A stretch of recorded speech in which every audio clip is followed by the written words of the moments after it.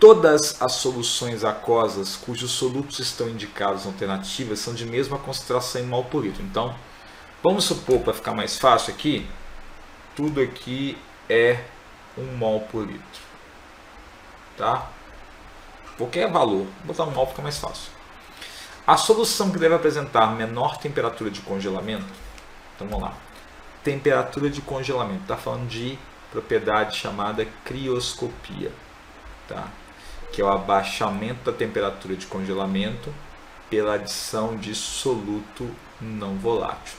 Só que a adição de soluto aqui, pessoal, lembre-se, tem a ver diretamente com número ou maior número de partículas do soluto. Não importa se é íon, se é molécula, o que for. Então eu vou ter que caçar isso. A resposta que eu vou ter aqui, a menor temperatura de congelamento, é quem tem mais partículas do soluto em solução. O que eu vou fazer então? Eu vou passar um por um para te mostrar aqui. Tem que ter um bom conhecimento de ligações químicas aqui, tá? C6H12O6 é açúcar, é glicose, desculpa. A glicose é uma substância molecular. Se eu coloco em água, ela simplesmente fica molhada. Ela não vai dissociar. Isso quer dizer o seguinte, então. Se eu tenho 1 mol desse camaradinha colocando em 1 litro, eu vou ter, no fim das contas, 1 mol de moléculas em 1 litro.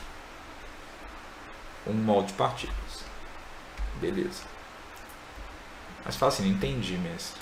Calma que você vai entender. O K2SO4 é um sal. É o sulfato de potássio. Esse sal é bastante solúvel, tá? E esse sal aqui, quando eu boto em água, ele dissocia, liberando 2 potássios e 1 sulfato. Qual é a jogada? Muito simples. Se eu tenho 1 mol desse cara em 1 litro, que eu parto dessa ideia, eu vou formar quanto de potássio? 2 mol para a mesma quantidade em 1 litro. E 1 mol de sulfato por litro. Pessoal, é quantidade. 1 gera 2, gera 1.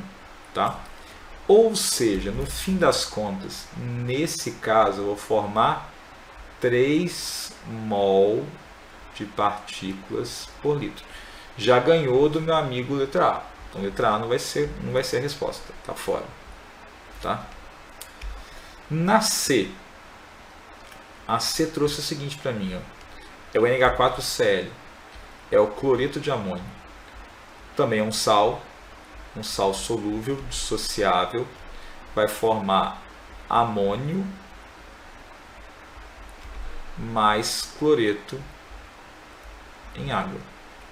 Se eu tenho aqui 1 mol por litro desse cara, eu vou formar 1 mol por litro desse cara e 1 mol por litro desse cara.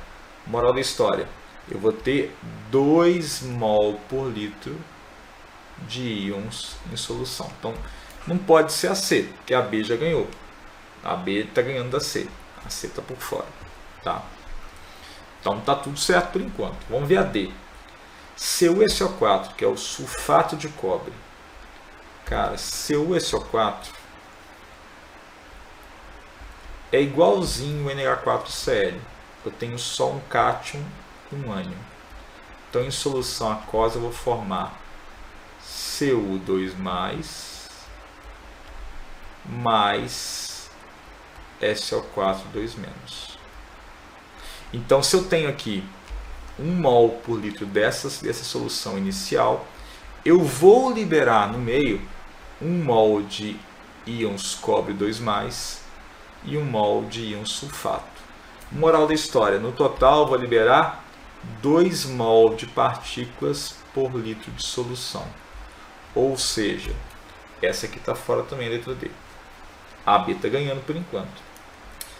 Por fim, eu vou pegar a letra E. E a letra E tem um detalhe, tá? Eu estou usando o CH3COOH, que é o ácido acético, pessoal. E aí tem um aspecto importante. O ácido acético é um ácido fraco. Ele sofre dissociação? Ele sofre ionização? Sofre, só que em pequena quantidade. Ele não sofre em grande quantidade. Então aqui, se eu tiver 1 mol por litro,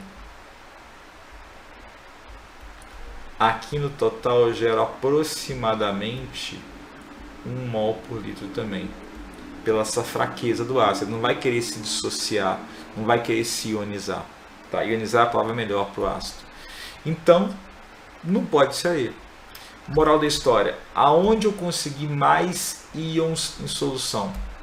Na letra E. Se eu tenho mais íons em solução, tenho mais partículas de soluto. Se eu tenho mais partículas de soluto, eu vou ter menor temperatura de congelamento. Letra B é a resposta correta. Uma questão clássica que a Unesp resgatou após muito tempo sem cobrar.